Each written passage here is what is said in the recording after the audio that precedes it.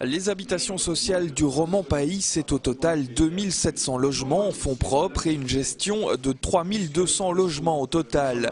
Aux prises avec la réalité quotidienne du secteur des habitations sociales, Pierre Huard réagit plutôt mal à la réforme du Code du logement de Jean-Marc Nollet. Dire qu'on va construire 7000 logements, c'est très bien, mais ce que les gens attendent, c'est de les avoir demain. Et ça, c'est tout à fait irréaliste. Pour moi, c'est un effet d'annonce. Vouloir construire autant de logements quand on connaît les procédures, c'est tout à fait irréaliste. Et je pense que tout d'abord, il faut revoir les procédures, ça c'est une première chose.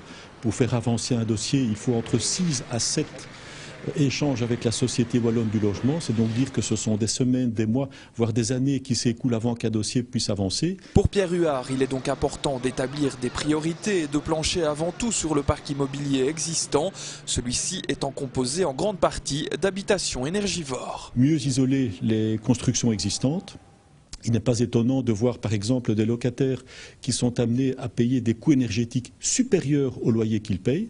Donc ça c'est tout à fait aberrant. Il faudrait vraiment consacrer des efforts importants pour bien isoler. Il faut aussi alors répondre à la demande actuelle, le changement de mode de vie. Et donc je pense qu'il faudrait vraiment refaire un cadastre du logement existant.